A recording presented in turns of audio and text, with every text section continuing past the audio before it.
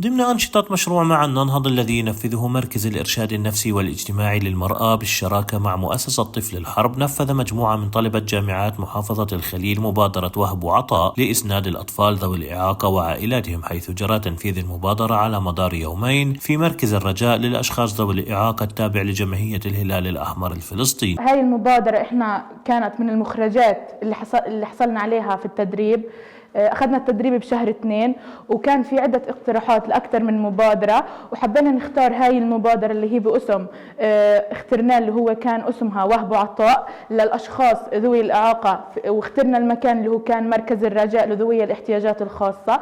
كان عندنا أول يوم تفريغ نفسي للأطفال، وعلى طول اليوم يعني كان تلوين، وكانت فقرة مهرج، وكانت فقرة التلوين على الرول، وكانوا انهم يرسموا ويرفهوا عن حالهم، واحنا قد ما نقدر كنا حريصين انه يعني هدول الاطفال يكونوا مفرغين عن حالهم. بالنسبه لليوم الثاني كان بخص الامهات اكثر، اخترنا انه يكون اليوم الثاني اللي هو الاطفال والامهات والطاقم التدريسي اللي موجود بالمركز. غير هيك وزعنا عليهم الالعاب، وتعلمنا احنا وياهم كيف ممكن نستخدم هاي الالعاب بطريقه صحيحه. بنفذ مركز الارشاد النفسي مشروع معا ننهض، والذي ينفذ بالشراكة مع مؤسسة طفل الحرب.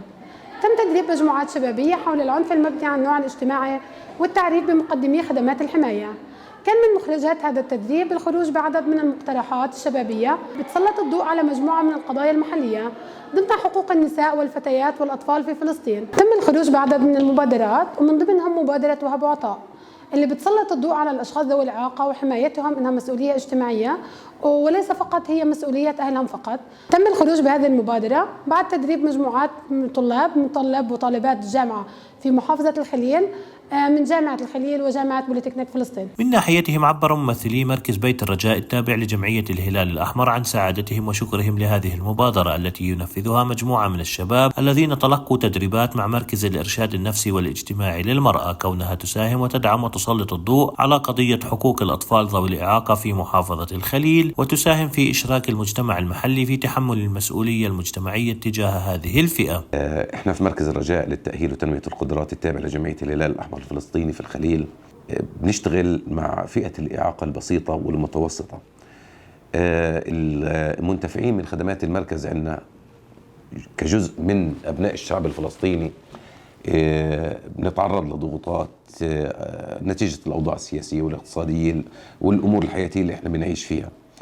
بنحاول قد ما نقدر إنه نخفف ونساعد الطلاب وأهاليهم على تجاوز هي الضغوطات على الأقل بالإشي اللي بنقدر إنه نقدم لهم إياه.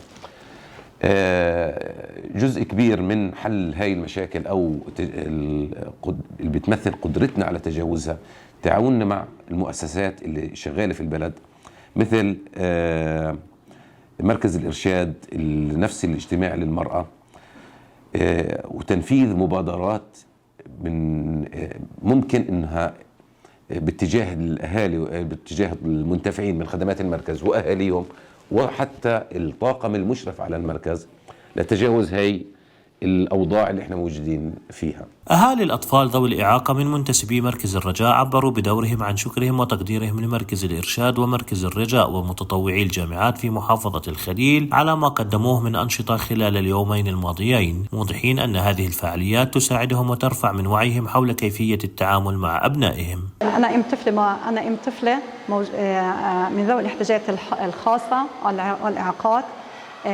مبادرة اليوم وهب وعطاء بتخدم المجتمع وبتخدم الطلاب ذوي الاحتياجات الخاصة. يعني هو تنفيذ كتير ممتاز، وبحفز إنه يعني إنه يكون الأهالي بيعطوا للأطفال كتفريغ نفسي كطاقة ومحبة لهم للأطفال. تمثل مبادرة وهب وعطاء واحدة من المبادرات المهمة التي قدمها متطوعي المجموعات الشبابية من جامعات محافظة الخليل لخدمة مجتمعهم ضمن مشروع معا ننهض. منجد جادو لشبكة فلسطين الإخبارية BNN الخليل.